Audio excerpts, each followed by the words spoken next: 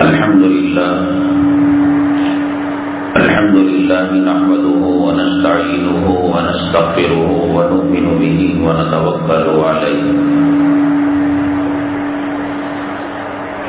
ونعوذ بالله من شرور أنفسنا ومن سيئات أعمالنا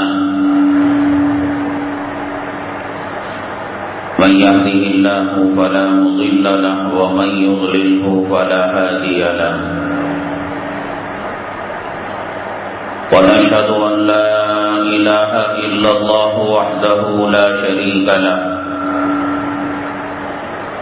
ونشهد أن سيدنا ومولانا محمدا عبده ورسوله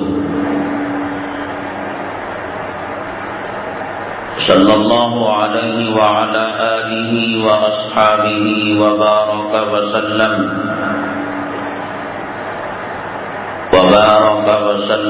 تسليما كثيرا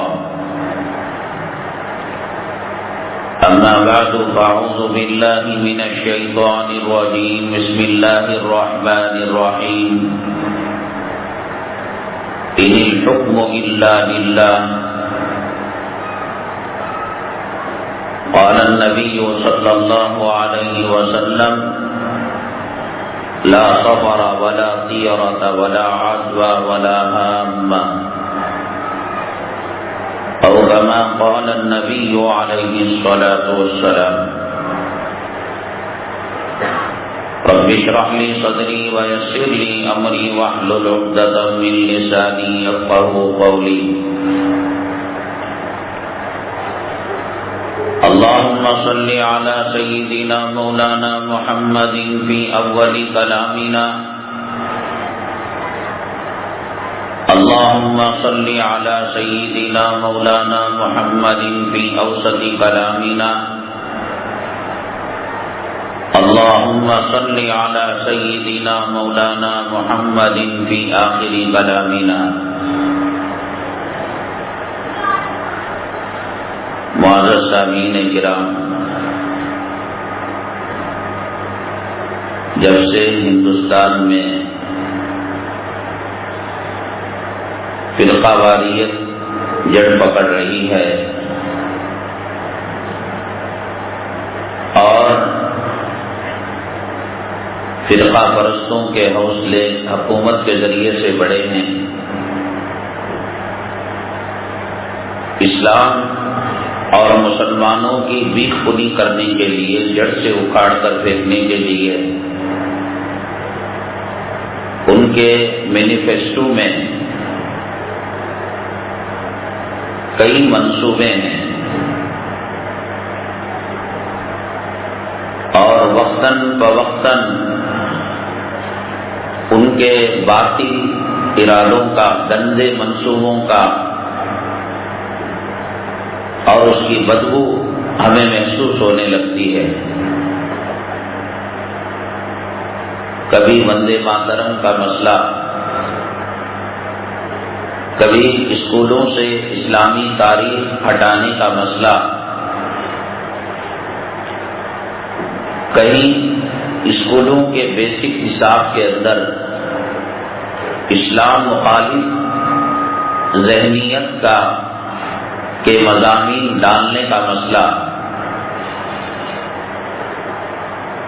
کبھی گائے کے گوشت کا مسئلہ، پردے کا مسئلہ،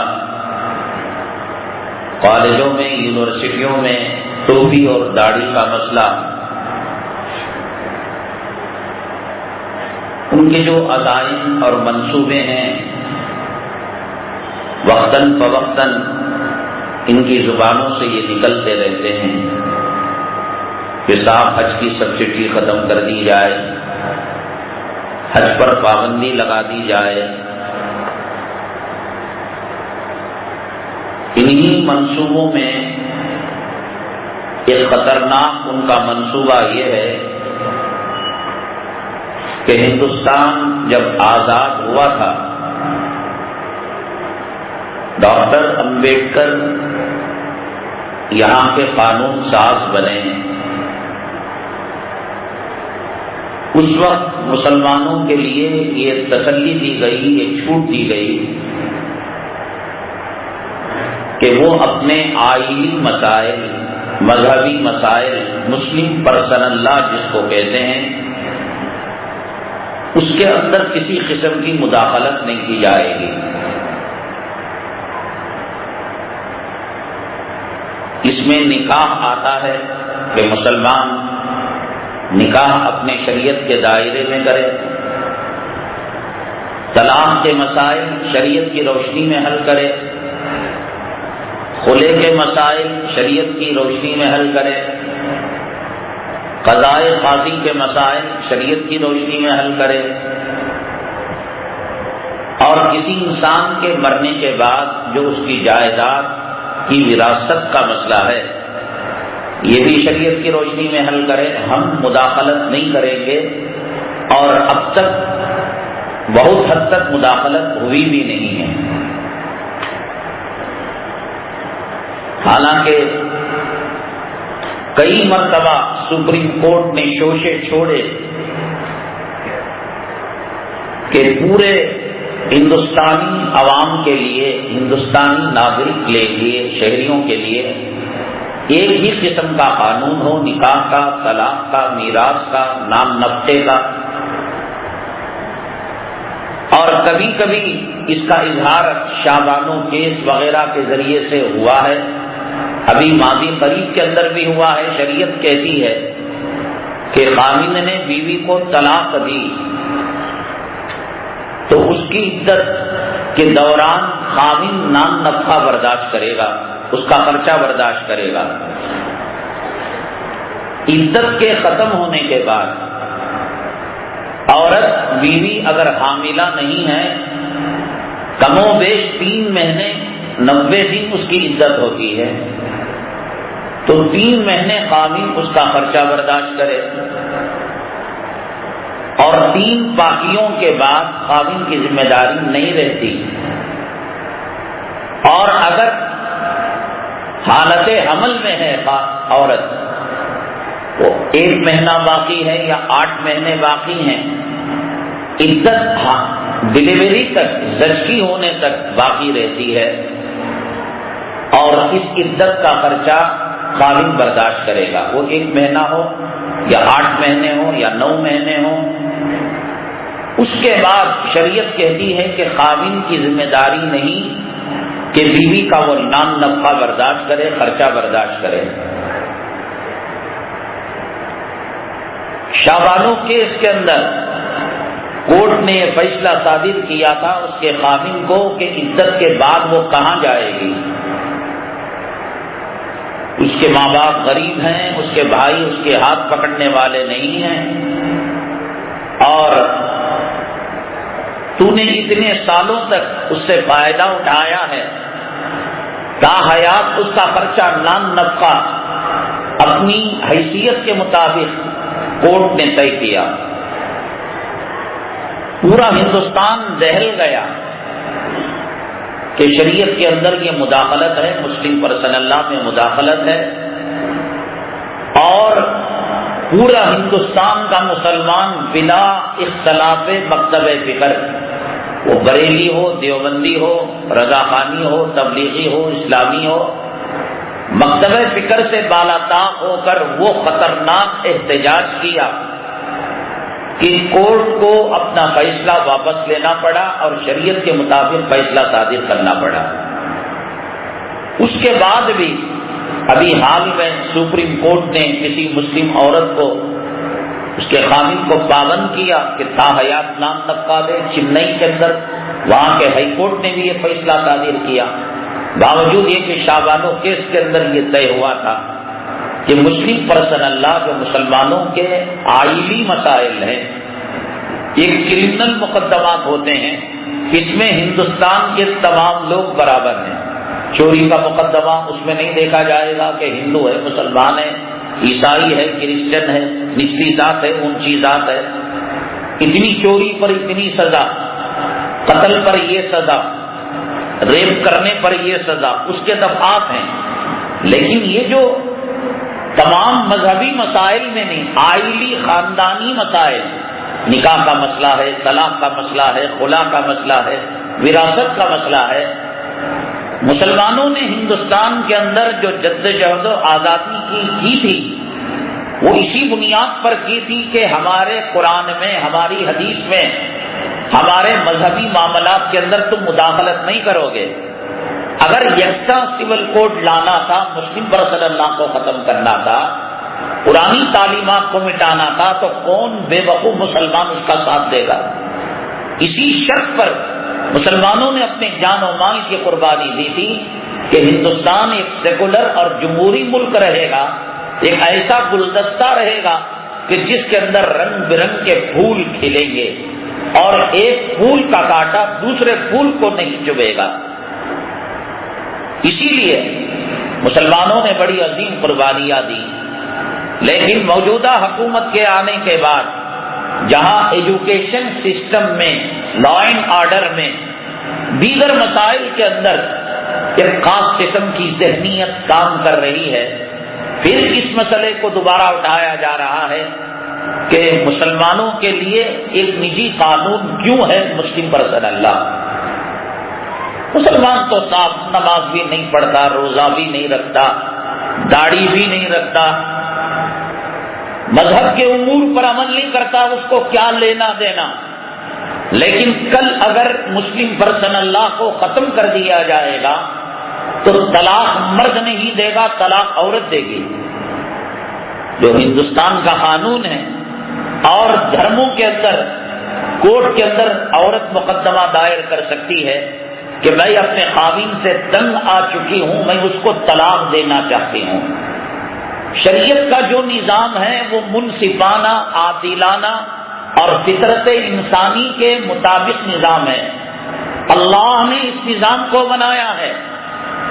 یکساں سول کوڈ لانا یعنی ہندو، عیسائی، کرسچن اور مسلمان جتنے ذات پات کے لوگ ہیں تمام کے لیے، جیسے چوری میں ایک قانون ہے، سب کے لیے قانون ہے، مسلمان چوری کرے یا ہندو نان مسلم چوری کرے، یہ ریپ کرے، وہ ریپ کرے، یہ مرڈر کرے، وہ مرڈر کرے، سب کے لیے دفعہ 302 ہے۔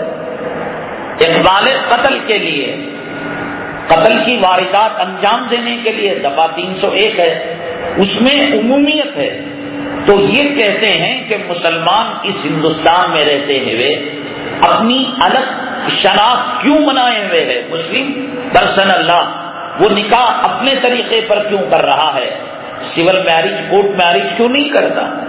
جج کے سامنے جا کر اپنے گواہ اور اپنے وکیلوں کو رکھ کر بجائے مسجد کا قاضی نکاح پڑھانے کے ہائی کورٹ کا جج، سول کورٹ کا جج، سپریم کورٹ کا جج وہ ہمارا نکاح پڑھائے گا، وہ ایجاب و قبول کرائے گا، وہ تالیاں پیٹے گا اور وہ مٹھائی تقسیم کرے گا۔ طلاق کا حق مرد ہی کو کیوں؟ عورت بیچاری ظلم کی چکی کے اندر پستی رہے۔ شریعت نے عورتوں پر ظلم کیا ہے، خلع کا حق بھی مرد کو دیا ہے اور طلاق کا حق بھی مرد کو دیا ہے۔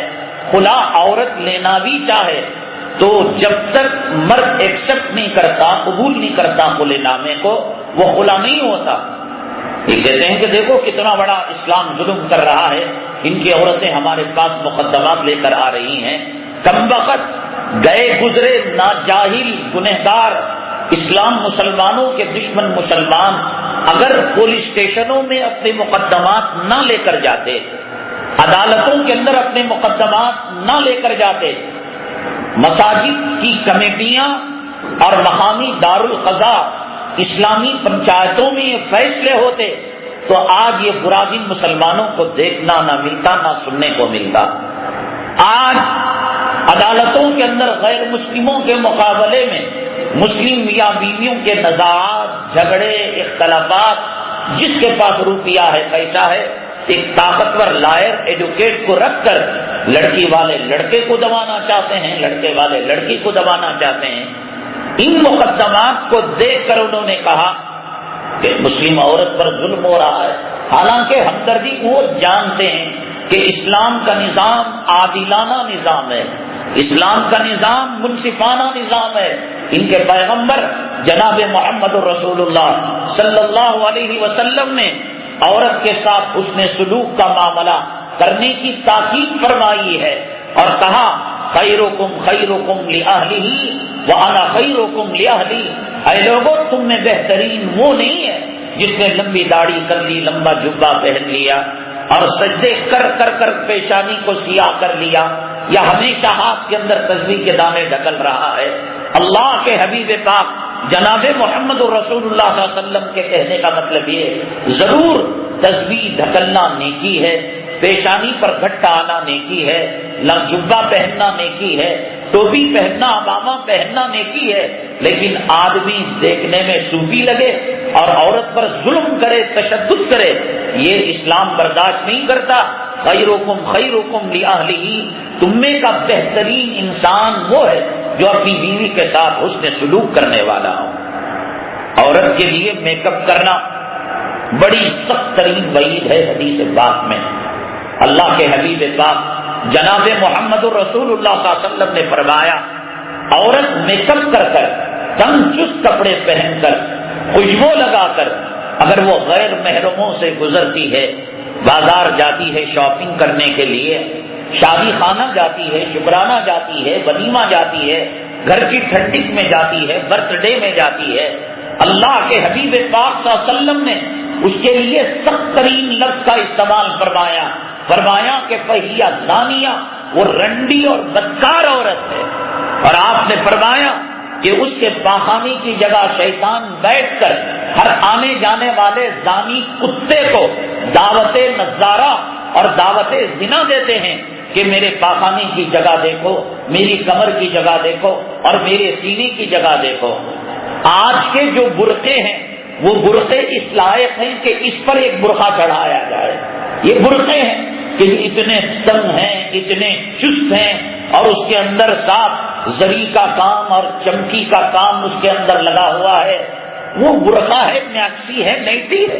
اگر عورت نارمل کپڑا پہن کر جائے تو اتنی دلکش نہ لگے جتنا کہ یہ کافر اور اسلامک بوٹیک کے جو برقعے ہیں جو 20-20 ہزار 25-25 ہزار کے اندر اس کے کمر کے ناپ کو بتاتے ہیں, اس کے پاخانے کی جگہ کے وزن کو بتاتے ہیں اور سینے کی چولی کے نمبر کو بتاتے ہیں. اللہ کے حبیب پاک صلی اللہ علیہ وسلم نے سچ فرمایا فہیہ کذا و کذا آنی زانیہ, وہ عورت ایسی ہے یعنی رنڈی عورت ہے, وہ بدکار عورت ہے. عورت سجے اپنے خامن کے لیے, عورت کا بننا اپنے خامن کے لیے عبادت ہے. عورت عطر لگاتی ہے اس نیت کے ساتھ کہ میرا خامن دن بھر تھکاوٹ کے ساتھ گھر میں آئے تو مجھے دیکھ کر اس کا دل مسرور ہو جائے, آنکھوں کو ٹھنڈک پہنچ جائے, میرے خامن کا میں دل جیت لوں, اس کے خواہشات کو تسکین پہنچا دوں, اس کے جذبات کو ٹھنڈا کر دوں, تاکہ کل میرا خامن کارخانے کے اندر جائے, ہوائی جہاز میں سفر کرے, ایئر ہوسٹس کو دیکھ کر, بازاری رنڈی عورتوں کو دیکھ کر اپنے منہ میں رال نہ ٹپکائے, اس لیے کہ اس کی خواہش کی تکمیل اپنی حلال بیوی کے پاس ہو چکی ہے. یہ اللہ کے حبیب پاک صلی اللہ علیہ وسلم کی جو ہے تعلیم ہے. آپ نے فرمایا بیوی کو نوالا دینا عبادت ہے, بیوی سے ملاقات کرنا صدقہ اور خیرات کا اجر رکھتا ہے. دنیا کے کسی دھرم میں اور دنیا کے کسی مذہب کے اندر وہ حقوق نہیں بتائے گئے جو مذہب اسلام کے اندر بتائے گئے. بیوی کا غلام بننے کی ایک شکل یہ ہے کہ آدمی یہ سوچ کر بیوی کی خدمت کرے. میرے اللہ کے حبیب پاک صلی اللہ علیہ وسلم نے فرمایا عورتوں کے ساتھ حسن سلوک کرنے کا حکم دیا, اس نیت کے ساتھ اگر وہ ساڑی لا کر دیتا ہے, میک اپ کا سامان لا کر دیتا ہے اور بیوی کی فرمائش جائز پوری کر, ناجائز نہیں. اس نے کہا کہ ڈش اینٹینا لگاؤ, اس نے کہا کہ فلم کی سی ڈی لا کر دو, نہیں, جائز خواہش کو اس نیت کے ساتھ پورا کرتا ہے کہ رسول اللہ صلی اللہ علیہ وسلم اپنی بیویوں کے ساتھ حسن سلوک کیا کرتے تھے. اس کا ساڑی لا کر دینا, اس کا کام کی بالی لا کر دینا اور اس کا میک اپ کا سامان لا کر دینا, اس کی خواہشات کو پورا کرنا. جیسے نماز عبادت لکھی جاتی ہے, روزے کا ثواب عبادت لکھا جاتا ہے, انشاءاللہ بیوی کی اس جائز خدمت بھی اللہ کے یہاں عبادت کے ثواب کے اندر لکھی جائے گی. بیوی کا غیر کے لیے بننا رنڈی حدود کے اندر ہے, لیکن بیوی کا یہ سوچ کر بننا سنورنا, بلکہ میں تو یہ کہتا ہوں کہ نیل پالش کی لپسٹک وغیرہ کے اندر کہا جاتا ہے اور تحقیق بھی ہے کہ اس کے اندر خنزیر کی چربی ملائی جاتی ہے. الحمدللہ آج ایسے لپسٹک اور نیل پالش ہیں جس کے اندر حرام چیزوں کی ملاوٹ سے پاک کر کر ان کو بنایا گیا ہے. اگر وہ میسر ہے عورت کو اور عورت اس کا استعمال کرتی ہے اس نیت کے ساتھ کہ میں اپنے خامن کے خواہشات کی تکمیل کروں گی تاکہ بازار میں جا کر اس کی نگاہ بھٹکے نہیں، اس کے دل کے اندر وسوسے پیدا نہ ہو اور گندے خیالات نہ ہو، عورت کا کنگا کرنا، عورت کا میک اپ کرنا، عورت کا پھول لگانا، عورت کا نئیٹی پہننا اور عورت کا اس نیت کے ساتھ اپنے خامن کی خواہش کو تکمیل کرنا کہ میرا خامن زنا کے دروازوں کو نہ کٹکھٹائے، اس کا ایک ایک ادا پر اللہ عبادت کا اجر لکھیں گے. اللہ کے حبیب پاک کا سنت نے جو تعلیمات فرمائی ہیں، دنیا یہ کہتے ہیں کہ 7 طلاق کا حق اس لیے دیا گیا، عورت جذباتی ہوتی ہے اسی لیے قبرستان میں جانے سے عورت کو منع کیا گیا. وہ ڈر ہے کہ کہیں اپنے خامن کے قبر کی مٹی کو پھاڑ نہ دے، کفن کو پھاڑ نہ دے اور اسے چمٹ نہ جائے. ابھی آپ نے دیکھا واٹس ایپ کے اندر بھی وہ تصویر آئی تھی، حیدرآباد کے ایک اسکول میں ایک بچہ لفٹ کے اندر پھنس کر وہ مر گیا. تو عورت یہ نہیں دیکھ رہی تھی کہ میرے سامنے غیر مسلم کھڑا ہے، یہ نہیں دیکھ رہی تھی کہ پولیس والا ہے، یہ نہیں دیکھ رہی تھی کہ CCTV کیمرے لگے ہوئے ہیں. اس کی وہ حالت بچے کی ہوتا ہے، عورت کے دل میں مانگتا ہے جب بچے کو تڑپ تڑپ کر مرتا ہوا دیکھے گی یقیناً ہوگا. لیکن جذبات کی وجہ سے شریعت نے طلاق کا حق مرد کو دیا ہے. اگر اللہ تعالیٰ عورت کو دیا ہوتا اور مرد کو سفید کپڑے پہنائے جاتے جیسے ہندو دھرم کے اندر ہے کہ صاف بیوہ عورت سفید، تو پوری مسجد کے اندر یکا دکا چھوڑ کر سب سفید چادر احرام کی پہنے ہوئے ہوتے. ایک ذرا سی قطمیر نہیں لائی، لے دے مارا طلاق طلاق طلاق. ایک ذرا سی ساڑی نہیں لائی. عورت کا دل، عورت کا دماغ اور عورت کے جذبات بہت نازک ترین ہوتے ہیں. شریعت مطہرہ نے بہت سوچ کر سمجھ کر عورت کے ہاتھ کے اندر تلوار نہیں دی طلاق کی اور خلا کی بندوق نہیں دی. ہاں عورت پر ظلم ہو رہا ہے، تشدد ہو رہا ہے، مرد طلاق بھی نہیں دیتا اور خلا بھی نہیں قبول کرتا. شریعت ظالم نہیں ہے. وما ربک بظلام للعبید، تیرا رب بندوں پر ظلم کرنے والا نہیں ہے. اس کے لیے شرعی قاضی ہے، قاضی کے پاس آئے، قاضی میاں کی سنے گا، بیوی کی سنے گا اور مرد کو کہے گا بھائی طلاق دے دے. نہیں میں تو نہیں دیتا، میں اس کو بھی رکھوں گا، اس کو بھی رکھوں گا، میں معشوقہ کو بھی رکھوں گا، گرل فرینڈ کو بھی رکھوں گا اور اس کو بھی ستاؤں گا. تو ٹھیک ہے خلا کو ایکسپٹ کر لے. تو خلا بھی نہیں مانگتا تو اللہ نے قاضی کو پاور دیا ہے کہ قضائے قاضی کے ذریعے سے وہ فسخ نکاح کرے. وہ ان میاں بیوی کے نکاح کو توڑ سکتا ہے. سمجھا رہا ہے سمجھا رہا ہے سمجھا رہا ہے، وہ سمجھنے کے لیے تیار نہیں. تو شریعت اتنی ظلم اور تشدد کرنے والی بھی نہیں ہے. اسی طریقے سے مرد کو 2 حصے، عورت کو 1 حصہ وراثت میں دیا گیا. کہتے ہیں کہ صاحب دیکھو ظلم ہے، ان کے یہاں نا انصافی ہے. 10 روپے مرد کو دیے جا رہے ہیں تو 5 روپے عورت کو دیے جا رہے ہیں. ایک طرف کہہ رہے ہیں عورت صنف پہ نازک ہے، ایک طرف کہہ رہے ہیں آدھی عقل والی ہے، آدھی دین والی ہے. کمزور بھی مان رہے ہیں تو کمزور مان رہے ہیں تو ڈبل پیسہ دینا چاہیے. مرد کو 5 روپے دینا چاہیے، 15 روپے عورت کو دینا چاہیے. وراثت کے اندر للذکر مثل حظ الانثیین، 2 لڑکیوں کو جتنا ملتا ہے ایک مرد کو اتنا ملتا ہے. شریعت نے کہا عورت کا ہاتھ کبھی خالی نہیں ہوتا، اس کا سر. پیدا ہوئی تو باپ اس کا سرپرست بنا، باپ مرا تو بھائی اس کے سرپرست بنے. ابھی 16-17 سال کی ہو گئی، اس کا نکاح ہوا تو اس کا خامن اس کا سرپرست بنا. خامن مر گیا تو پھر اس کے لوٹ کر وہ دادا بنا، نانا بنا. کبھی اس کا سرپرستی سے خالی نہیں. مرد کا کام دینا دینا ہے. وہ ماں کو دے، وہ باپ کو دے، وہ بیوی کو مہر دے، وہ ولیمہ کرے، وہ نان نفقہ بیوی کا برداشت کرے. اس کے سر پر کوئی ہاتھ رکھنے والا نہیں. یہ بھیک بھی نہیں مانگ سکتا اور قرض بھی شریعت کے اندر کوئی اچھی چیز نہیں ہے. مانگا گیا، اللہ کے نبی صلی اللہ علیہ وسلم نے کہا کہ تمہارے گھر میں کیا ہے؟ کہا میرے پاس لوہے کی ایک انگوٹھی ہے، کہا بیچو، اور اسے کلہاڑا دلایا اور کہا جاؤ جنگل سے لکڑیاں مفت کی کاٹو بیچو۔ یہ کیا مانگتے پھر رہے ہو، قرض لیتے پھر رہے ہو؟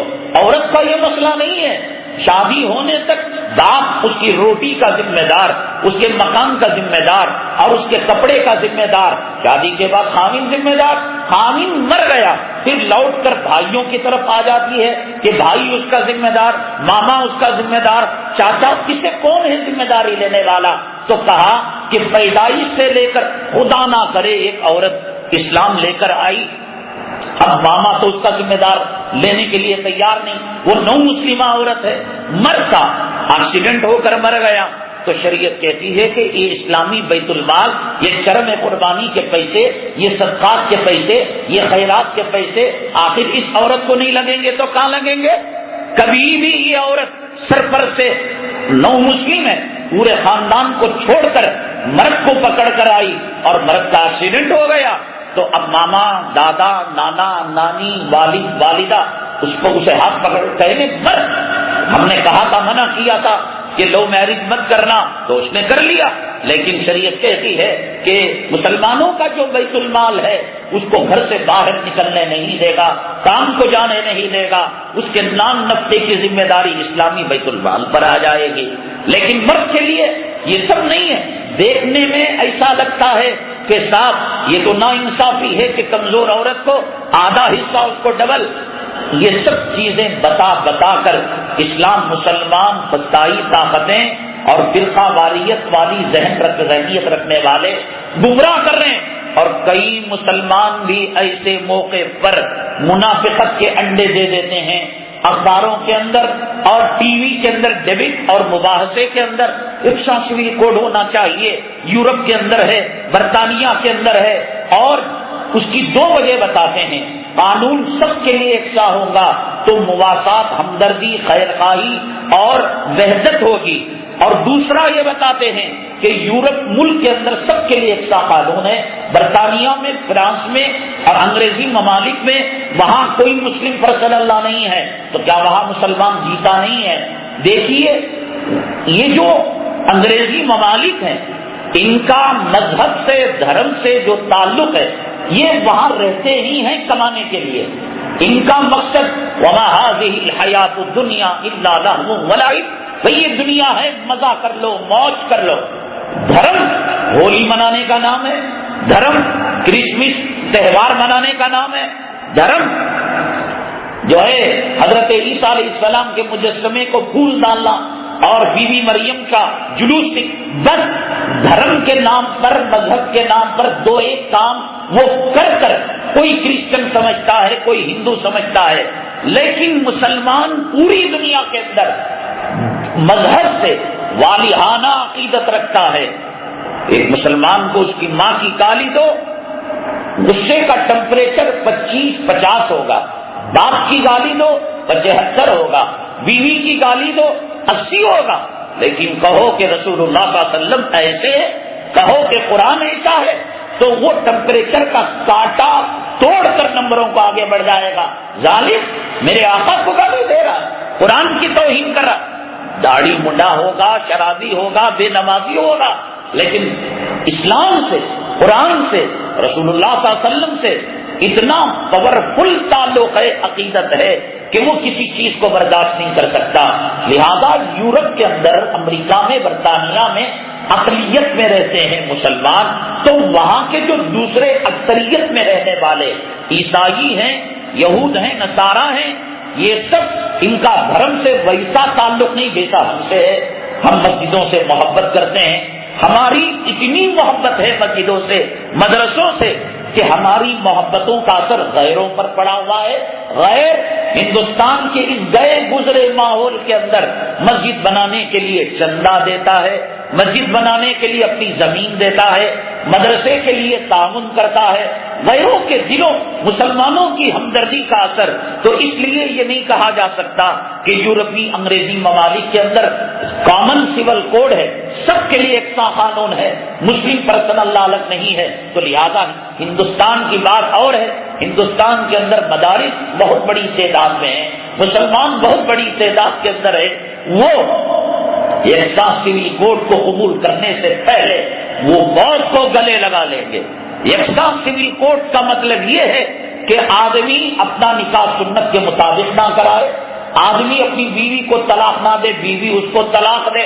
یکساں سول کوڈ کا مطلب یہ کہ ہندو دھرم کے اندر جیسے ماما بھانجی سے نکاح کر سکتا ہے اور بھانجی ماما سے نکاح کر سکتی ہے، تو یکساں سول کوڈ آئے گا۔ خدا نہ کرے کوئی مسلمان ماما بھانجی سے نکاح کرے گا۔ ہندوستان کے اندر اور بالخصوص ہمارے علاقے کے اندر ماما کا سب سے پہلا ادھیکار اپنی بھانجی پر ہے، اور دیگر علاقوں کے اندر نارتھ انڈیا وغیرہ میں بھی کی جاتی ہے، لیکن ترجیح یہاں دی جاتی ہے تو یکساں سول کوڈ لایا جائے گا۔ تو پھر مسلمان مامائیں اپنی بھانجیوں سے نکاح کریں گے، بھانجیاں بھاگ کر ماما کے ساتھ جائیں گی، اور وراثت کے اندر ان کے جو حقوق ہیں کہ جو مردوں کے لیے بھی 100 روپے، عورت کے لیے بھی 100 روپے، اور قرآن کا جو وعدہ ہے اور قرآن کی جو تقسیم ہے، یوصیکم اللہ فی اولادکم للذکر مثل حظ الانثیین، یہ مستقل یقین ہے وراثت کا، یہ وراثت کا علم دفن ہو جائے گا۔ نکاح کے آداب اور قوانین جو جس کو چاہے ہاتھ پکڑے گا اور مجسٹریٹ کے پاس جائے گا، 2 کرائے کے وٹنس وہی مجسٹریٹ کے آفس میں ملیں گے، وہ اپنا فوٹو دے گا، یہ اپنا فوٹو دے گا، اس کا انگوٹھا لگے گا، اس کا انگوٹھا لگے گا، اور پھر خدا نہ کرے یہ معاملہ آگے بڑھے گا تو مسلمانوں کے اور غیروں کے قبرستان یہاں اسی زمانے کے اندر جب آپ بنشکری قبرستان سے مکہ مسجد کی طرف رخ کرتے ہیں تو یہاں الگ الگ دھرموں کے الگ الگ قبرستان بنائے گئے۔ ہندوؤں میں جلانے والا الگ اور دفن کرنے والا الگ، شیعہ کا الگ اور غلام الگ، لاوارثوں کا الگ۔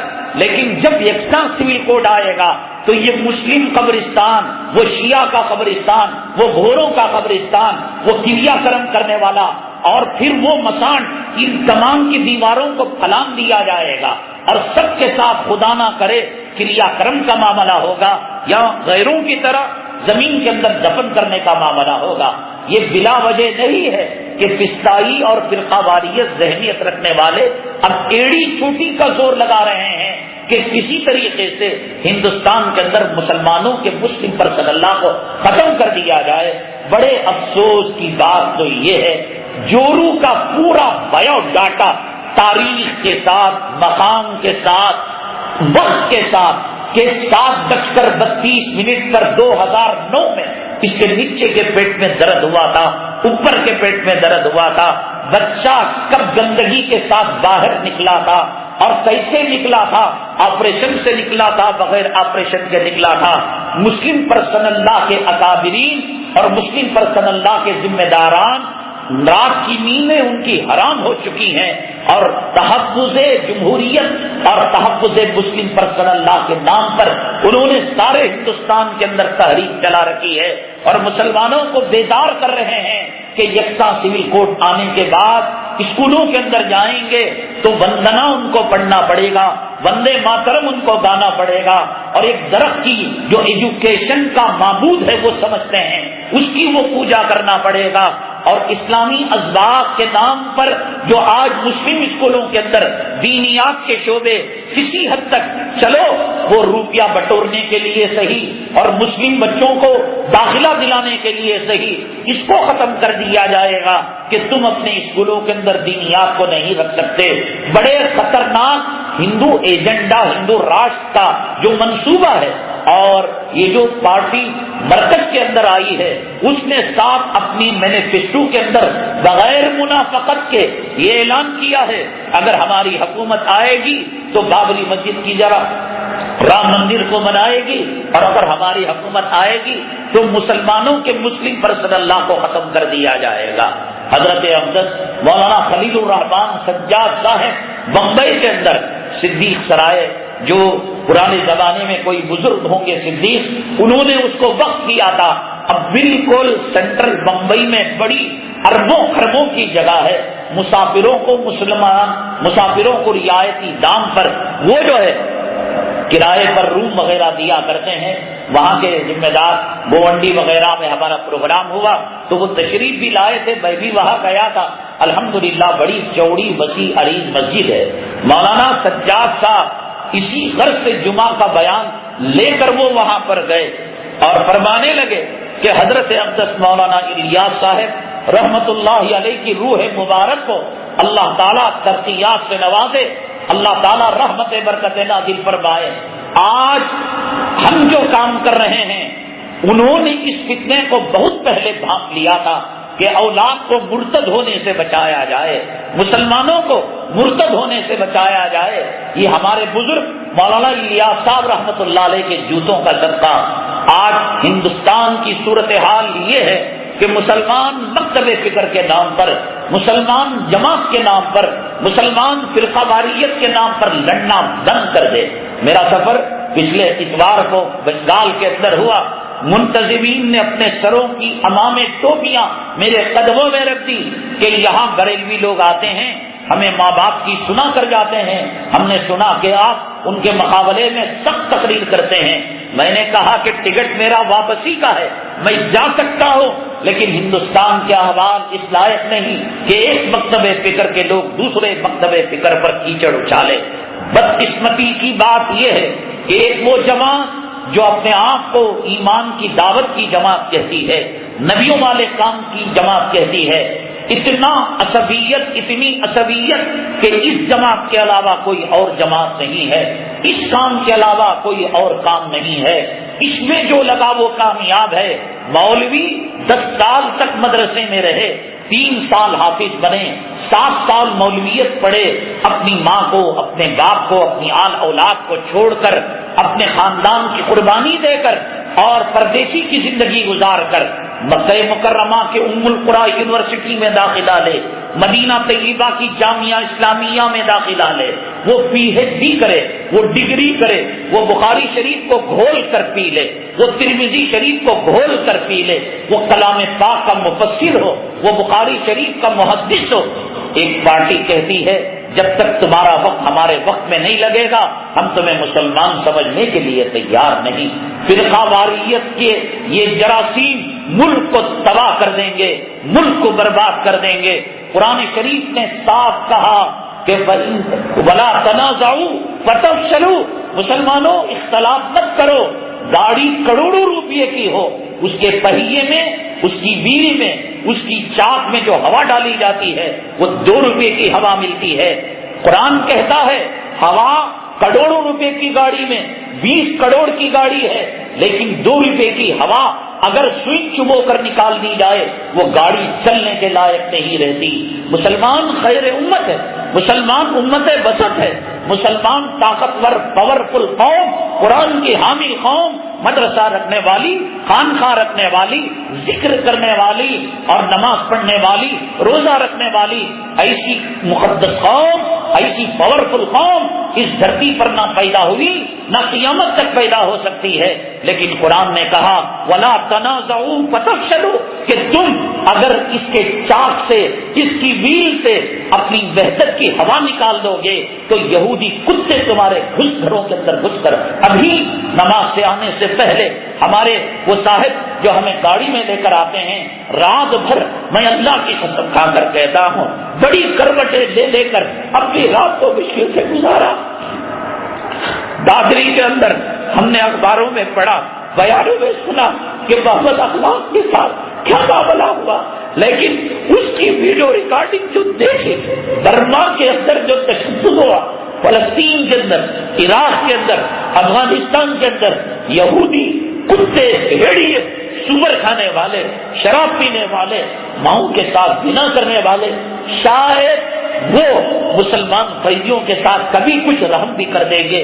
ابو غریب جیل کے اندر، گوانتانامو بے جیل کے اندر، یہ محمد اخلاق کا یو پی کے دادری علاقے کے اندر صرف شبہ تھا کہ اس نے گائے کو کاٹا بھی نہیں، کسی نے اس کو گائے کا گوشت دیا ہے. دیکھ کر کلیجہ کاٹ گیا. ایک جانور کو کاٹنے کے لیے پانی پلا کر جانور کو کاٹا جاتا ہے. ایک جانور کو کاٹنے کے لیے فقہ میں مسئلہ بیان کیا گیا کہ جانور کے آنکھوں کے سامنے چھری تیز نہ کی جائے. اس ماں پر کیا بیتی ہوگی جس نے اپنے لال محمد اخلاق کو پٹتے ہوئے دیکھا تھا. اس کے سر پر پتھر ڈالتے ہوئے دیکھا تھا، مضبوط ہتھوڑا کہ جس سے پتھر پھوڑے جاتے ہیں اور جس سے بڑے بڑے اینٹیں توڑے جاتے ہیں، اس کی شرمگاہ پر ایک اسلام مسلمان دشمن، انسانیت کا دشمن جو ہندوستان کے اندر ایک سیول کوڈ کی بات کر رہے ہیں، مسلم پرسنل لا کو ختم کرنے کی بات کر رہے ہیں، اس کی بیوی نے جب اس منظر کو دیکھا ہوگا، اس کی بیٹیوں نے جب اس منظر کو دیکھا ہوگا کہ پیشاب کی جگہ پتھر پھوڑنے والے ہتھوڑے سے اس کے پیشاب کی جگہ کو مارا جا رہا ہے، مٹی کا تیل چھڑکا جا رہا ہے، آگ لگانے کی کوشش کی جا رہی ہے۔ برما کی ظلم کی داستانیں ہم نے ویڈیو کے اندر دیکھی تھی، واٹس ایپ کے اندر دیکھی تھی، لیکن دادری کے اندر محمد اخلاق کے ساتھ جو معاملہ ہوا، میں سمجھتا ہوں کہ 5-5, 10-10 برسوں کے اندر برما کی سرزمین کے اندر کسی مسلمان پر وہ ظلم اور تشدد نہ ہوا ہوگا جس کا سامنا محمد اخلاق اور اس کے پریوار نے کیا، اور وہ بھی صرف شبہ کی بنیاد پر، شک کی بنیاد پر۔ چلو گائے کاٹ بھی لیتا، چلو وہ جو ہے گائے کو ذبح بھی کر لیتا، قربانی بھی دیتا، جرم یہ تھا کہ اس کی فریج کے اندر گوشت تھا، شبہ تھا کہ یہ گوشت جو ہے کہیں گائے کا نہ ہو۔ یقیناً آپ اس کلپ کو دیکھیں گے، ہرگز برداشت نہیں کریں گے کہ ایک انسان کے ساتھ کیسے تڑکا ہوگا، ماں پر کیا بیتی ہوگی، اولاد پر کیا بیتی۔ ایسی صورت حال کے اندر ایک جماعت بڑی تشدد کے ساتھ، بڑی سختی کے ساتھ دینیات کو نافذ کرنے کے لیے اور ہمارے اکابرین کے نصاب کو مدارس سے اور مساجد سے ہٹانے کے لیے صرف کیا قرآن کی تعلیم وہ تعلیم نہیں جو مولانا ابرار الحق صاحب رحمۃ اللہ علیہ نے دی ہے؟ کیا مولانا ابرار الحق صاحب کا نورانی قاعدہ کسی کو پڑھ کر مفتی سعید شیخ الحدیث نہیں بنے؟ مولانا ارشد صاحب جانشین شیخ الاسلام نہیں بنے؟ دینیات کب سے آئی؟ دینیات کا نام و نشان کب سے شروع ہوا؟ آج ایک فرقہ اسے مسلط کرنا چاہتا ہے جو اس کا قائل نہیں، اس کے پیٹ پر پتھر باندھ کر لات مار کر اسے مکاتب اور مساجد سے سبکدوش کیا جا رہا ہے۔ خدا بند قدوس کی عزت و جلالت کی قسم، آج علماء جگ چکے ہیں۔ تم یہ نہ سمجھو کہ ایک مولوی مکہ مسجد کے ممبر و محراب سے صدا لگا رہا ہے۔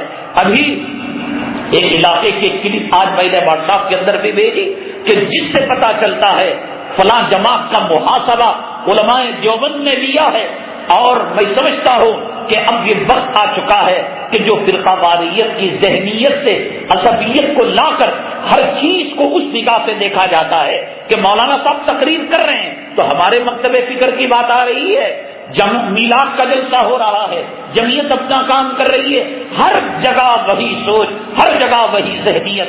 مولانا ہندوستان کے اس حساس مسئلے کو لے کر کہ امت کا نوجوان کہیں مرتد نہ ہو جائے، امت کی نسلیں کفر و ارتداد کے راستے پر چل کر وَكُنْتُمْ عَلَىٰ شَفَا حُفْرَةٍ مِّنَ النَّارِ اس پر نہ ہو جائے، مولانا درد لے کر، فکر لے کر حضرت اقدس مولانا پیر ذوالفقار صاحب قطب عالم کے خلیفہ اجل حضرت اقدس مولانا منظور نعمانی رحمت اللہ علیہ، جو سکرات کی حالت کے اندر بھی جب ان کو بسترے پر لٹایا گیا تھا، مؤذن نے اذان دی، اللہ اکبر اللہ اکبر، حی علی الصلاح حی علی الفلاح، اتنے بڑے اللہ والے تھے مولانا منظور نعمانی رحمت اللہ علیہ، سکرات کی حالت میں بھی بسترے پر لیٹے لیٹے روح قبض آدھی ہو رہی تھی، تکبیر تحریمہ کے لیے کانوں تک ہاتھ لے گئے اور ناک کے نیچے ہاتھ باندھ لیا۔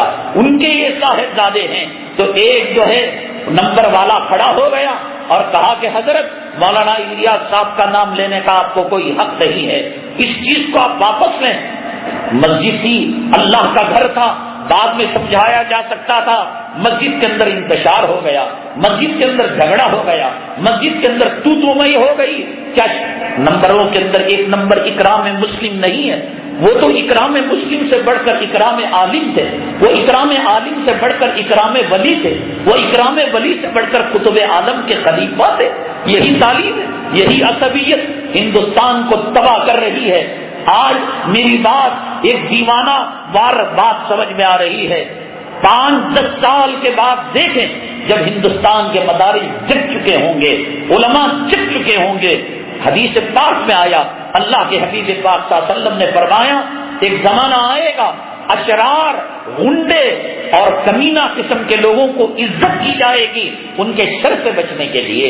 آج علماء کہیں ایسا نہ ہو ہمیں مکاتب سے نکال دے، ہمیں مساجد سے نکال دے، وقت نہ لگانے کی وجہ سے، خدا کی قسم شر سے بچنے کے لیے ظاہری تعظیم و تکریم ہے، دل میں تو گالیاں ہیں۔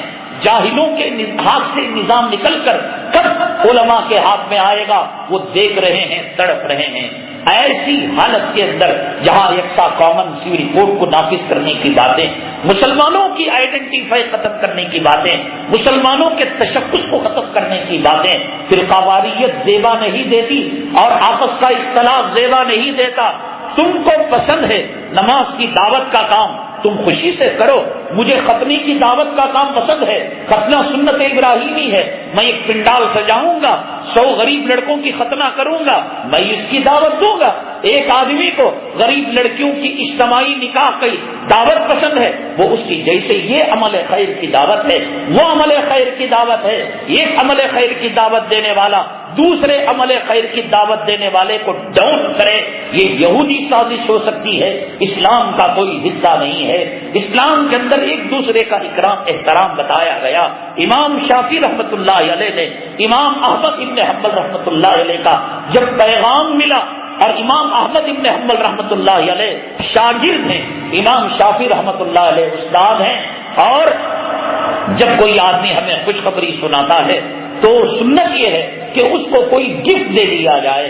آپ کو کچھ نہیں ملا، واچ نکال کر دے دی، انگوٹھی نکال کر دے دی، ٹوپی ہی نکال کر دے دی، خوشخبری سنائی آپ مقدمے سے بری ہو گئے، خوشخبری سنائی کہ آپ کی والدہ ہاسپٹل سے ڈسچارج ہو گئی، خوشخبری سنائی کہ آپ کا بیٹا امتحان میں کامیاب ہو گیا۔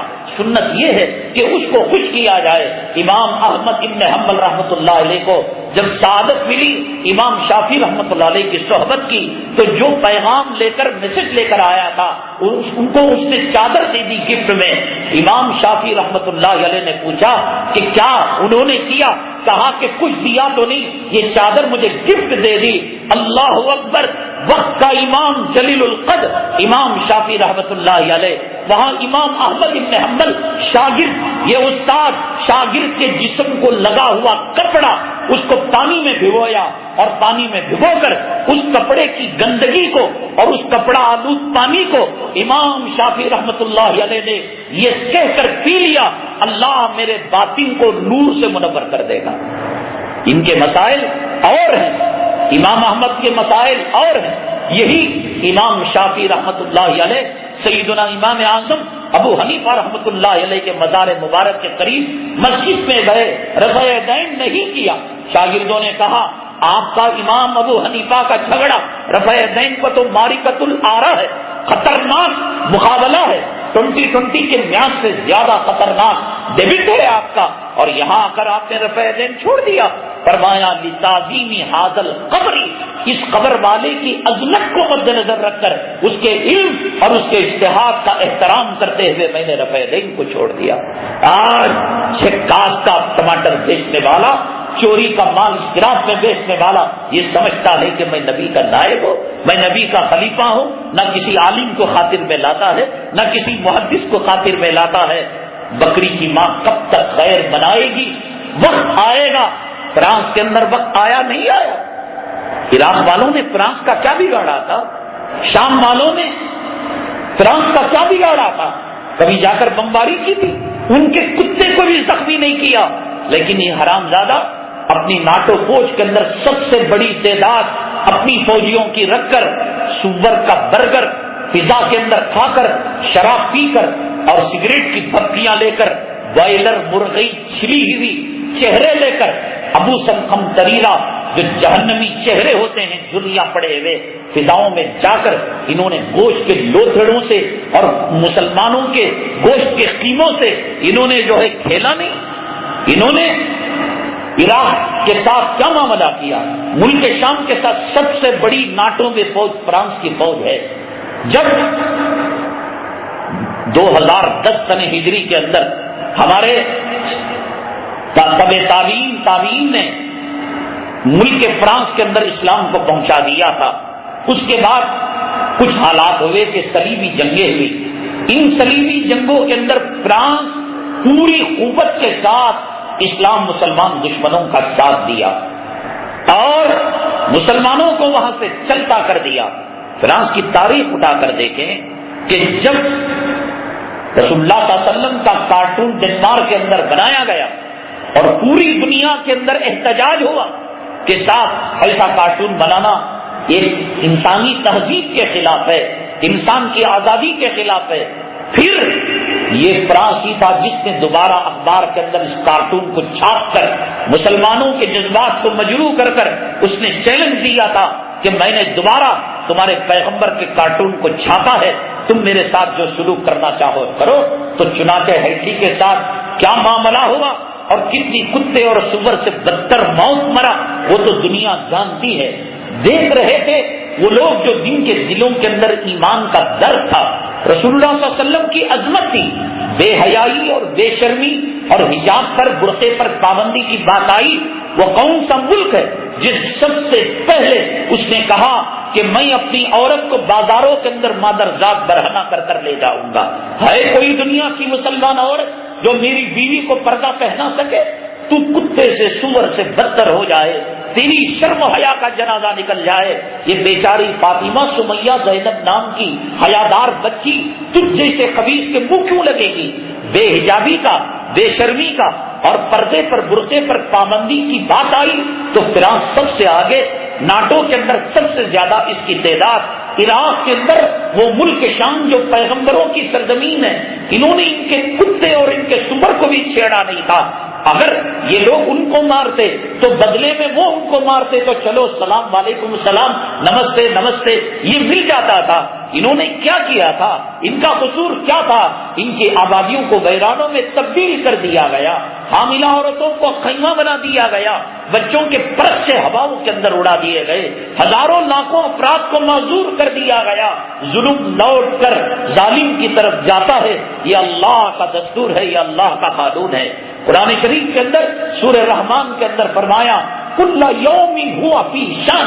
اللہ کی ہر دن، ہر لمحہ، ہر سیکنڈ کے 100 حصے میں ایک عجیب شان ہوتی ہے.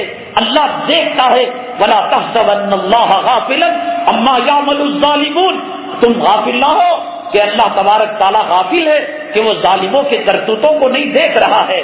جب شام کے مہاجر اپنی پریوار کو لے کر، پوری دنیا جانتی ہے کہ 2 سالہ بچہ جب ساحل پر مر گیا، چھوٹا معصوم بچہ جس کو کوئی پناہ دینے والا نہیں تھا، یہی فرانس تھا جس نے کہا کہ مسلمانوں کو اگر سمندر پر تیرنا نہیں آتا تو مسلمان سمندر میں جاتے کیوں ہیں؟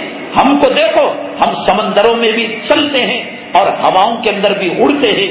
اس نے جب تمام دنیا مگر مچ کے آنسو اس 2 سالہ بچے پر اڑا رہی تھی، یہ فرانس ہی تو تھا جس نے یہ کہا تھا کہ مسلمانوں کو سمندر پر چلنا نہیں آتا. اس بچے کا، 2 سالہ بچے کا، جو مہاجر ہو کر پناہ مانگنے کے لیے ایک بوتل دودھ کی بھیک کے لیے وہ ملک شام سے نکل کر وہ جو ہے ساحل پر آیا تھا، تڑپ تڑپ کر مر گیا. اس پر بھی فرانس نے رحم نہیں کیا. اور جب یہ مہاجرین جب آئے ملک عراق کے اور ملک شام کے ساحلوں میں، یہ فرانس ہی تھا کہ تم اپنے ملکوں کے اندر 2 روٹی کے ٹکڑے تمہیں گت نہیں ہیں، نصیب نہیں ہیں، تو ہم ہمارے کتے کے کھائے ہوئے جھوٹے کیک ہیں، ان کیکوں کو کھا کر تم اپنی زندگی گزار لو. ہمارے شرابیوں کے پھینکے ہوئے جھوٹے برگر ہیں. یہ معمولی اللہ تعالیٰ کا انتخاب نہیں تھا، اللہ کی شان ہے. میں جو بول رہا ہوں اللہ سن رہا ہے، میرے دل میں جو نیت ہے اللہ دیکھ رہا ہے. یعلم خائنۃ الاعین وما تخفی الصدور. اللہ میرے آنکھوں کے پھیرنے کو، میرے منڈی کے ہلانے کے مقصد کو اللہ تعالیٰ جانتا ہے. سینوں کے اندر جو چیز چھپی ہے اللہ جانتا ہے. اللہ ان کے ظالمانہ کارناموں کو دیکھ رہا تھا کہ کس طریقے سے آقا کے کارٹون کا مزہ. یقیناً انسانوں کو مارنا، ناحق لوگوں کو مارنا، ہم تو کہہ رہے یہ ظلم ہے. آج ہمارے کہنے کی ضرورت نہیں. 1400 سال پہلے رسول اللہ صلی اللہ علیہ وسلم نے انسانیت کی تعلیم دی، اخلاق کی تعلیم دی، مواقعات کی تعلیم دی اور بھائی چارگی کی تعلیم دی، جانوروں کے حقوق بتائے، کتوں کے حقوق بتائے، خنزیروں کے، حتیٰ کہ زمین کے بل میں، زمین کے سوراخ میں پیشاب کرنے سے منع فرمایا کہ کہیں اس کے اندر بچھو نہ ہو، کہیں اس کے اندر سانپ نہ ہو، کہیں اس کے اندر کیڑے مکوڑے نہ ہو۔ تو کتنا انہوں نے برداشت کیا ہوگا فرعون کی ظالمانہ حرکتوں کو۔ یہ کہتے ہیں کہ انہوں نے کیا، لیکن کوئی یہ نہیں پوچھتا کہ کیوں کیا۔ اس کو اپنی بیوی بھی پسند رہی ہوگی، اس کو اپنی اولاد بھی پسند رہی ہوگی۔ آج یہ سوال کرنا چاہیے، حملہ ہوا تو حملے کے بارے میں بات کرتے ہیں کہ صاحب یہ دہشت گردی ہے، یہ ملک پر حملہ ہے، یہ ہمارے کیریکٹر کو چیلنج ہے۔ لیکن سوال یہ کہ کوشچن مارک کیوں حملہ کیا گیا؟ کیا ان کو پاگل کتے نے کاٹا تھا؟ کیا ان کو زہریلے سانپ نے کاٹا تھا؟ کیا ان کی بیوی کو بیوہ بنانا چاہتے تھے؟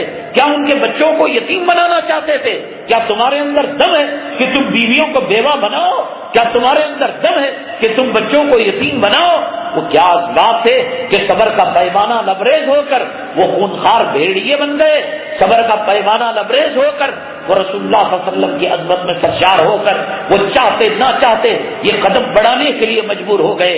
یہ وہ فرانس کے تاریخ کارنامے تھے جو اسلام مسلمانوں کے خلاف انہوں نے ایک ورلڈ ریکارڈ بنایا، ایک عالمی ریکارڈ انہوں نے بنایا۔ بڑے افسوس کی بات یہ ہے ہندوستان کے اندر ایک تنظیم 77 جگہ یا 74 جگہ میں شہروں کے اندر یہ کہا کہ صاحب فرانس کے اندر جو حملہ ہوا ہے، یقیناً ہم بھی کہتے ہیں ایک انسان کو مارنا پورے انسانیت کا قتل ہے۔ سوال یہ ہے کہ مارا کیوں گیا ہے، وہ اسباب کیا تھے، وہ محرکات کیا تھے، وہ بیک گراؤنڈ کیا تھا کہ اللہ تعالیٰ یہ اسباب پیدا کر دیے۔ یہ ثابت کرنے کی کہ ساتھ ہماری ہمدردی یورپ کے ساتھ ہے، برطانیہ کے ساتھ ہے، فرانس کے ساتھ ہے۔ یقیناً مسلمانوں کو احتجاج درج کرنا چاہیے کہ ہم انسانوں کے ہمدرد ہیں، انسانوں کے خیر خواہ ہیں، لیکن میں کہتا ہوں کہ فلسطین کے اندر جو عورت مر رہی ہے شاید وہ بھی تو انسان ہے۔ فلسطین کے ماؤں کے گود کے اندر جو بچے ایڑیاں رگڑ رہے ہیں اور جن کے جسم کے پرت سے ان کے جو ہے گیزر کٹر بموں سے ہواؤں کے اندر اڑ رہے ہیں، یہ بھی تو شاید انسان ہے۔ عراق کے اندر لاکھوں افراد کا جو خون بہ رہا ہے یہ بھی تو شاید انسان ہے۔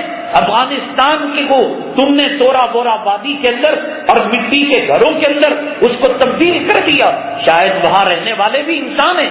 ملک شام کے اندر پیغمبروں کی اور بیت المقدس کی سرزمین کے اندر جا کر مداخلت کر کر چھوٹے چھوٹے ننھے منھے بچوں کو گرفتار کر کر ان پر اذیتیں ڈھانا، سب کسی کو احتجاج یاد نہیں آیا اور کسی کو جلسہ کرنا جلوس کرنا یاد نہیں آیا۔ اس وقت فرانس کے تعلق سے جو احتجاج کیا گیا 74 جگہوں میں 74 جگہوں میں یہ شکوک و شبہات کو جنم لینے والا ہے کہ اپنے جھوٹے آقا یورپ کو خوش کرنے اور ہندوستان سے اپنا ناطہ مضبوط کرنے کے لیے ہے۔ اس کا دوسرا ترجمہ یہ ہوتا ہے کہ فلسطین کی ماؤں کی جو آبرو لٹ رہی ہے، ان کے خون کے آنسو جو بہ رہے ہیں، ہمیں اس سے کوئی پرواہ نہیں ہے۔ بیت المقدس کی جو توہین ہو رہی ہے اس سے ہمیں کوئی لینا دینا نہیں ہے۔ قبلہ مسلمانوں کے قبلے کے اندر یہود و نصارہ جوتے پہن کر جا رہے ہیں، ہمیں اس سے کچھ لینا دینا نہیں ہے۔ اب وہ غریب گوانتانامو میں جیل کے اندر ظلم و تشدد کے پہاڑ ڈھائے جا رہے ہیں، ہمیں اس سے لینا دینا نہیں ہے۔ جنرل سیسی جو مصر کے اندر آیا، جس نے فرعون کی فرعونیت کو، قارون کی قارونیت کو اور شداد کی شدادیت کو پیچھے چھوڑ دیا، اس حرامزادے نے اور اخوان المسلمین کے ساتھ اس نے کیا معاملہ کیا؟ تب تمہارا احتجاج کیوں نہیں ہوا؟ لگتا ہے کہ تم اپنی ذی خاموش زبان سے کہہ رہے ہو کہ سیسی برحق ہے، لگتا ہے تم کہہ رہے ہو فلسطینوں کا خون بہنا برحق ہے، لگتا ہے کہ تم کہہ رہے ہو کشمیر کی ماں اور بہنوں کی چیخ و پکار اور ان کی صدائیں اور ان کا نوجوانوں کو پکارنا کہ تم میں کوئی صلاح الدین ایوبی ہو تو ان کافروں کے چنگل سے میری عزت کو بچا لو، اگر تم میں کوئی محمود غزنوی ہو، اگر تم میں کوئی محمد بن قاسم ہو، آؤ مجھے کافروں کے چنگل سے بچا کر میری عزت کو بچا لو، میری عزت اور میری عفت اور میری پاک دامنی کو بچا لو۔ تب تو کوئی احتجاج نہیں ہوا۔ ایک جو ہے برگر سور کا کھانے والے اور جزیرہ بم جو ہے برسا کر مسلمانوں کے گوشت کا قیمہ بنانے والے ان کے ساتھ ان کے عمل کا جب رد عمل ہوا تو یہ معاملہ ہوا. امام قرطبی رحمۃ اللہ علیہ نے تفسیر قرطبی کے اندر کل یوم ہوا فی شان اس آیت کی تفسیر کے اندر ایک واقعہ لکھا ہے کہ ایک بادشاہ تھا مسلمان، اس نے جب اس آیت کو پڑھا کل یوم ہوا فی شان تو اس نے وزیر کو بلایا اور وزیر کو بلا کر پوچھا کہ کل یوم ہوا فی شان کا کیا مطلب ہے. وزیر غم زدہ ہو گیا، وہ تفسیر نہیں جانتا تھا، وہ معنی مطلب نہیں جانتا تھا. وہ باہر نکلا، ایک کالا حبشی غلام اس کو ملا، کہا کہ بھئی ایسے منہ لٹکائے کہاں جا رہے ہو؟ ارے یار میری جان کی بن پڑی ہے. بادشاہ نے کل یوم ہوا فی شان کا ترجمہ پوچھ لیا ہے، معنی اور مطلب پوچھ لیا ہے. کہا کوئی فکر کی بات نہیں، کل بادشاہ طلب کرے مجھے بلا لینا، میں اس کا معنی مطلب بیان کر دوں گا. دوسرے دن وقت آیا معنی مطلب بیان کرنے کا. کالے حبشی غلام نے کہا کل یوم ہوا فی شان کا مطلب یہ ہے اللہ دن کو رات میں داخل کرتا ہے، رات کو دن میں داخل کرتا ہے. اللہ عزت کے تاج پہننے والے کو ذلیل کر دیتا ہے، ذلیل کو عزت کا تاج دے دیتا ہے، مالک کو نوکر بنا دیتا ہے، نوکر کو مالک بنا دیتا ہے، امیر کو غریب بنا دیتا ہے، غریب کو امیر بنا دیتا ہے، اور اللہ تبارک تعالی عزیز کو ذلیل کر دیتا ہے، ذلیل کو عزیز کر دیتا ہے. بادشاہ بہت خوش ہوا، اس نے کہا میرے روح کو تو نے تسلی بخشائی اور شفا پہنچائی، اللہ تجھے دنیا اور آخرت میں خوش رکھے. یہ کہہ کر وزیر کو کہا کہ تم اپنا لباس وزارت کا نکالو، اسے پہناؤ. تو اس کالے حبشی غلام کو پہنا دیا گیا. تو پھر اس نے کہا میرا اللہ یہی کرتا ہے کہ کل کالا ایک حبشی جس کی شہر میں کوئی وقت نہیں تھی، آج اسے وزارت کا لباس اللہ تعالیٰ پہنا دیتا ہے. یہی صورتحال ہے ظالموں کی کہ ظلم کرتے ہوئے وہ سوچتے نہیں کہ ظلم کی گیند لوٹ کر پوری قوت کے ساتھ اور پوری طاقت کے ساتھ آ کر دوبارہ ہم پر حملہ کرے گی. وَلَا تَحْسَبَنَّ اللَّهَ غَافِلًا عَمَّا يَعْمَلُ الظَّالِمُونَ کہ ظالم جو کر رہے ہیں اللہ تعالیٰ اس سے غافل نہیں ہے، ہر شخص کو اس کے برے انجام تک پہنچتا ہے. حضرت امام حسین رضی اللہ تعالیٰ عنہ کے قاتلوں کا انجام کیا ہوا، ابو جہل کا انجام کیا ہوا، عتبہ کا انجام کیا ہوا، عتیبہ کا انجام کیا ہوا، ابو لہب کا انجام کیا ہوا، ابی بن سلول کا انجام کیا ہوا، فرعون کا انجام کیا ہوا، نمرود کا انجام کیا ہوا، قارون کا انجام کیا ہوا. حضرت آدم علیہ السلام سے لے کر اب تک مجھے بتاؤ کہ کوئی ظالم اللہ کی پکڑ سے بچ چکا ہو. نمازیں چھوڑ کر تو بچ سکتے ہو، حقوق اللہ کے اندر کمی بیشی کر کر کوئی بچ سکتا ہے، لیکن حقوق العباد بمباری کرو گے، ملکوں کو نیست و نابود کرو گے، تباہ کرو گے، عورتوں کو بیوہ کرو گے، بچوں کو یتیم کرو گے، اللہ موت سے پہلے اس کا ذائقہ دنیا کے اندر چکھائے گا، اور اللہ چکا رہا ہے.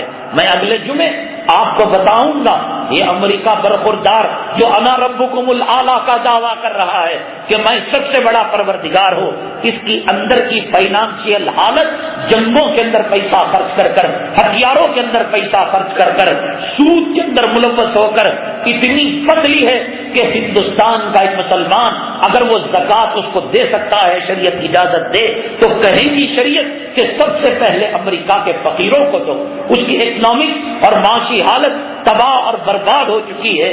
بڑی تفصیل سے انشاءاللہ اس عنوان کو ہم اگلی جمعہ اٹھائیں گے. بہرحال حضرات یہ صورتحال دنیا کی، یہ صورتحال ہندوستان کی چل رہی ہے. ہماری سلامتی، ہماری نجات ہماری عبادتوں میں، نماز میں، روزے میں ہے. ایسے بیانات جو ہوائی فائرنگ والے ہو، ایسی مجلسیں کہ جس کے اندر دل کو خوش کر دیا جاتا ہو کہ صاحب تم نے بیل کے کباب کھا لیے، مجاہد فی سبیل اللہ کا اجر بھی لیا، اور تم نے مچھلی کے کباب کھا لیے تو تمہیں رات میں پہرا دینے کا اجر مل گیا. اٹھو، ان خوابوں سے بیدار ہو، حقیقت کی دنیا کے اندر آؤ. دنیا کہاں سے کہاں جا رہی ہے اور باطل فرقے کیسے کیسے منصوبے بنا رہے ہیں، لیکن پھر بھی ہماری سعادت، ہماری خوش نصیبی اللہ تعالیٰ نے ہمیں مسلمانوں کی قوم کے اندر پیدا فرمایا، خیر امت کے اندر پیدا فرمایا. اللہ نے ہمیں قرآن دیا، اللہ نے ہمیں حدیث دی، اللہ نے ہمیں رسول اللہ صلی اللہ علیہ وسلم کی ذات گرامی دی، صدیق و فاروق دیا. دیکھو کبھی فجر کے بعد، ویسے تو مسلمان اٹھتا ہی ہے 11-12 بجے، میں نے سینکڑوں مرتبہ یہ بات کہہ دی ہے کہ اللہ سے یہ دعا کرنا جب حج کو جاؤ گے، کعبے کو دیکھ کر جب پہلی دعا قبول ہوتی ہے، اللہ صبح میں موت نہیں دینا، کوئی پوچھنے نہیں آئے گا، اسے فون کرو اس کا سوئچ آف، اسے فون کرو بعد میں کہے گا سائلنٹ میں رکھ دیا، اسے فون کرو اس نے کہا میں نے چارجنگ میں لگا۔ کتنے لوگ فجر کی نماز پڑھتے ہیں، حدیث پاک میں آتا ہے کہ مومن کی روزی فجر میں تقسیم ہوتی ہے۔ خداوند قدوس کی عزت و جلالت کی قسم، وقت کا کھرب پتی مسلمان اگر فجر کی نماز نہیں پڑھتا ہے، وہ فقیر جو فجر کی نماز پڑھتا ہے اس کی دل کے غنا کے سامنے وہ کروڑ پتی ایک نمبر کا فقیر ہے، یہ امیر ہے اس کے ساتھ، اس لیے کہ حدیث ہے اور حدیث جھوٹی نہیں ہو سکتی۔ اللہ تعالیٰ صبح کے وقت مومن کے لیے برکتیں دی ہیں۔ رسول اللہ صلی اللہ علیہ وسلم نے دعا کی، اللہم بارک لی فی امتی فی بکوریا، اللہ اس کے صبح کے وقت کے اندر، آپ صبح میں کوئی کام کر دیکھیے، گھنٹوں کا کام، پورے دن کا کام اللہ تعالیٰ منٹوں کے اندر نمٹا دیتے ہیں۔ ہماری خصلت آج غیروں نے اپنا لی ہے، غیر اپنے محلے میں ہو، عورتیں جب جاتی ہیں گائے کا دودھ دوہا جاتا ہے، گھر کو جھاڑو دی جاتی ہے، اگن میں گوبر لپا جاتا ہے، رنگولی ڈالی جاتی ہے اور کیرتن بھجن گایا جاتا ہے، صبح کی کافی استعمال کی جاتی ہے۔ مسلمان ہے، تہجد کی دولت اس کے پاس ہے، فجر کی دولت اس کے پاس ہے، اشراق کی دولت اس کے پاس ہے، جنت کا موسم اس کے پاس ہے۔ جنت میں جو موسم ہوتا ہے فجر کی نماز اور اشراق کے بیچ، نہ گرمی نہ سردی، نہ اجالا آنکھوں کو خراب کرنے والا، نہ اتنا اندھیرا کہ آدمی اپنے ہاتھ کو ٹٹولے، ایسا موسم فجر اور اشراق کے درمیان ہوتا ہے۔ جس نے دنیا میں اس جنت کے موسم کو کھویا اسے وہ جنت کا موسم آخرت میں نصیب نہیں ہوگا۔ فجر کی نماز پڑھیے، اگر آپ نہیں پڑھیں گے کل جیلوں میں جگایا جائے گا، آپ نہیں پڑھیں گے پولیس لاک اپ کے اندر ایک غیر مسلم کھڑا ہو کر پیشاب کرنے والا دھر کر پاخانے کی جگہ جوتا مار کر رات کے 2 بجے وہ رپورٹ لینے کے لیے کہ صاحب آئے ہیں، اٹھو، اٹھ جاؤ نماز کے لیے، وقت دے دو جمعہ کے لیے، تو تمہیں پیشاب بوتل میں پکڑ کر لیاف کے دورے نہیں لگانے پڑیں گے، تمہیں پاخانہ پلاسٹک کی تھیلی میں پکڑ کر تمہیں ٹیکنیشین کے پاس جانا، لیب ٹیکنیشین کے پاس جانا نہیں پڑے گا، تمہیں صاحب سے ملنا نہیں پڑے گا۔ یہ بڑے صاحب ہیں، احکم الحاکمین، یہ رب العالمین، یہاں حیال الفلاح ہے، آؤ کامیابی یہاں ہے، آؤ سربلندی یہاں ہے، آؤ عزت یہاں ہے، وللہ عزت ولی رسولہ وللمؤمنین۔ کیا کرتے رہتے ہیں؟ جب جمعہ کی اذان ہو جاتی ہے حلال کاروبار سور کے گوشت کے برابر ہو جاتا ہے، حلال کاروبار کتے کے پیشاب کے برابر ہو جاتا ہے، حلال کاروبار کتے اور سور کے پاخانے کے کیڑوں سے بدتر ہو جاتا ہے۔ یہ مسلمان ہے جو 1:30 بجے مسجد میں جو ہے پدھار رہے، یہ مسلمان ہے جو 2 بجے آ رہے، یہ مسلمان ہے جو چپلوں کے پاس آ کر کمبے کی ٹھوک مار کر جا رہے ہیں۔ سونا ہے نم کنومت العروس، جب 3 سوالوں کا جواب قبر میں دے دو گے فرشتے کہہ دیں گے بہت تھک کر آیا ہے، تہجد نے اس کو تھکا دیا ہے، ابابین نے اس کو تھکا دیا ہے، اللہ کے راستے میں جہاد کرنے نے اس کو تھکا دیا ہے۔ من رب کا وما دینوں کا ومن رجل بعث فیکم، 3 سیکنڈ کے اندر سوالوں کا جواب دے دیا، جنت کی کھڑکی کھول دی گئی، حد نکاح تک قبر کو اللہ نے کشادہ کر دیا، اور فرشتے کہتے ہیں میرے بندے تھکا، فرشتے کہتے ہیں اللہ کے بندے تو تھکا ہوا ہے، نم کنومت العروس، 12 تک سو کر 12 بجے گلی میں آ کر کولگیٹ کرنے والوں، دانت کے کیڑے زمین پر پھیلانے والوں، اٹھو تہجد کو اللہ سے مانگو، اٹھو تہجد کو۔ کون سے عامل کا باپ کیا کرے گا، جادوگر کیا کرے گا، آفیسر کیا کرے گا، انفلوئنس کیا کام آئے گا؟ تہجد کی 2 رکعتیں دنیا اور آخرت کی مرادوں کو پورا کرے گی۔ میرا رب نہیں دے رہا ہے، ہو ہی نہیں سکتا میرے رب کے دربار سے کوئی خالی جھولی چلا جائے، یہ رب کی توہین ہے، یہ احکم الحاکمین کی توہین ہے، ہو ہی نہیں سکتا۔ ہوتا یہ ہے بڑی بیماری آنے والی ہوتی ہے، اللہ تعالیٰ اس بیماری سے بچا کر مانگنے والی چیز نہ دے کر کینسر سے، ایڈس سے، مقدموں سے اللہ تعالیٰ بچا لیتے ہیں۔ ہمارے بزرگ استاد ہیں وہ ٹیکسی میں سفر کر رہے تھے. سفر کرتے کرتے انہوں نے ان سے ان کے باپ کے بارے میں پوچھا تو ٹیکسی ڈرائیور نے کہا میرا ابا 22-23 سال تک خلیجی عربی ممالک کے اندر ڈیوٹی کرتا رہا. تو فرماتے ہیں ہمارے استاد نے ڈرائیور سے پوچھا تب تو بڑی بلڈنگیں ہوگی کہ بیوی کو بیوہ بنا کر, بچوں کو یتیم بنا کر, ماں کی لاٹھی چھین کر, باپ کا سہارا توڑ کر وہ ریالوں کے پیچھے 23 سال تک لگایا. تو یہ آنکھوں سے آنسو کے قطرے لا کر کہا کہ 23 سال تک جس کی غلامی, جس کفیل کی کفالت میں اور جس وکیل کی وکالت میں یہ غلامی کرتا رہا, اچانک ایک بیماری آئی.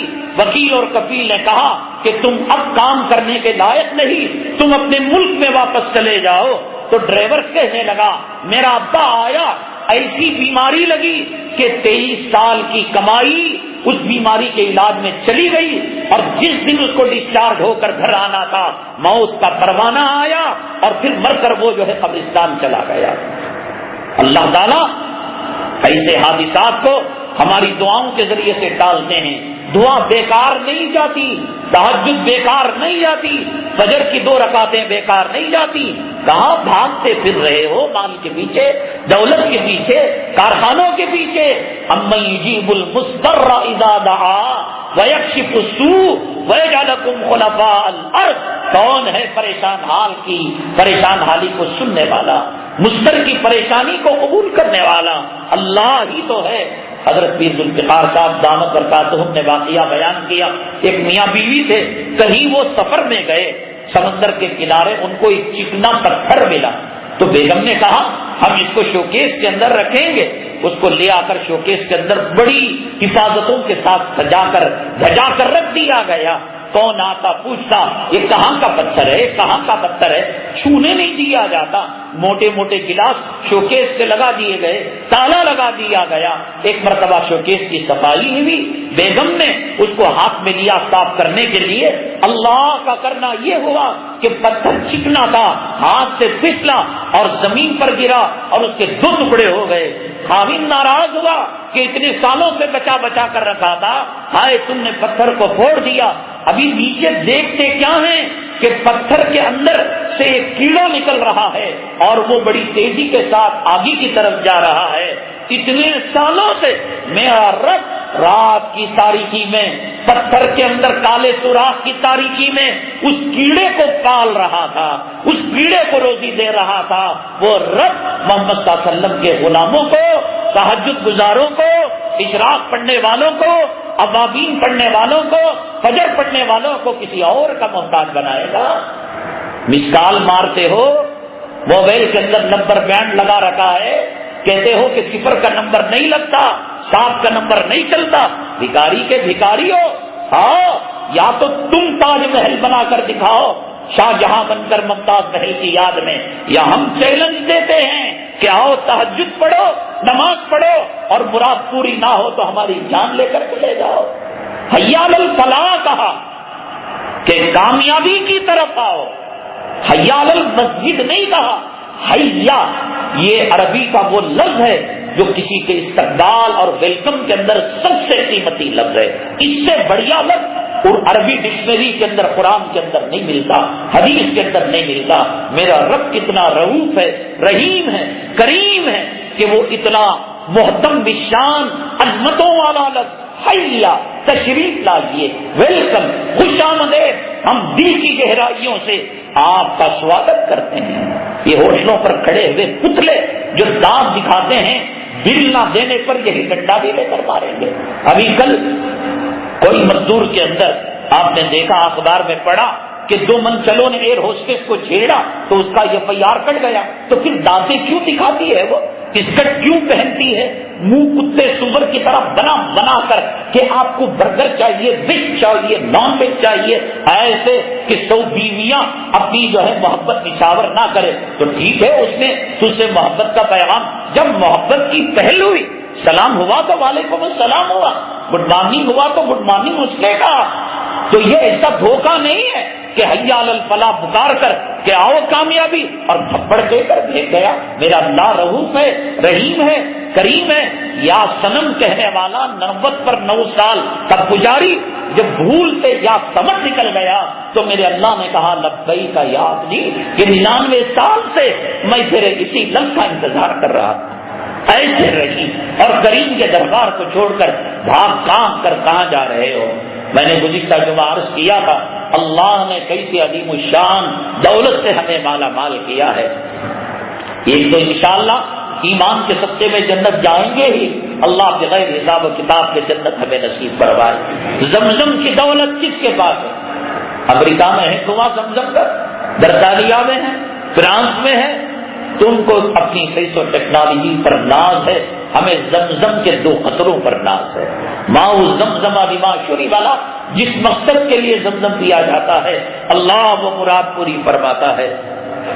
لیکن ایک پانی ہے جو ہم نے عرض کیا تھا کہ وہ پانی جنت کی نہروں سے بھی زیادہ قیمتی، اور وہ پانی زمزم سے بھی، حالانکہ زمزم جنت کی نہروں سے زیادہ قیمتی۔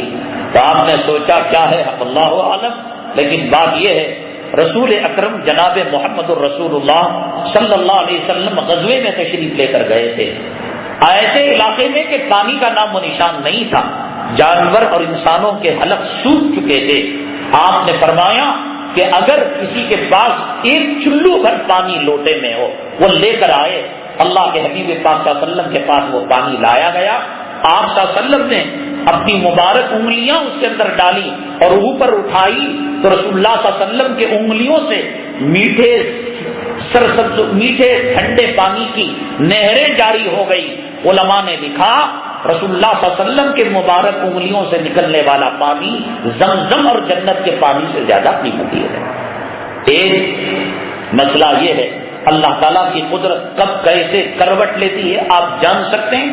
جب اللہ تعالیٰ کی قدرت آتی ہے تو بڑی بڑی سائنس اور بڑی بڑی ٹیکنالوجی شرمسار ہو جاتی ہے۔ انہوں نے تمل ناڈو کے طوفان کو روکا سائنسدانوں نے، بلکہ اس سے زیادہ خطرناک طوفان وقت کا جھوٹا خدا انا ربکم الاعلی دعویٰ کرنے والا امریکہ وہ نہیں بتا سکتا کہ اس کے علاقوں میں کتنا خطرناک بھیانک طوفان آ کر تباہی بربادی لاتے ہیں۔ وقت کی قدرت، اللہ کی قدرت جب تماشا مارتی ہے تو سائنس بھی حیران رہ جاتی ہے۔ ماں کے پیٹ میں بچہ عموماً 7 مہینے سے 9 مہینے تک، اس سے پہلے جو ہوتا ہے وہ گوشت کا لوتھڑا وغیرہ ہو کر ہو جاتا ہے۔ دنیا میں ایک حمل، ایک زچگی، ایک ڈیلیوری 3 سیکنڈ کی ہوئی، ایک حمل 1 سیکنڈ میں حمل ٹکا، دوسرے سیکنڈ کے اندر درد ہوا اور تیسرے سیکنڈ کے اندر ڈیلیوری ہو گئی۔ کیا آپ بتا سکتے ہیں کہ 3 سیکنڈوں میں وہ کون بچہ پیدا ہوا؟ انشاءاللہ اس سوال کے جواب کے ساتھ اگلی جمعہ حاضر خدمت ہوں گے۔ اللہ تعالیٰ سے دعا ہے اللہ تبارک تعالیٰ باطل فرقوں کے منصوبوں کو ناکام بنائے، اللہ مسلم پرسن اللہ کی حفاظت فرمائے، آمین واقدان الحمدللہ۔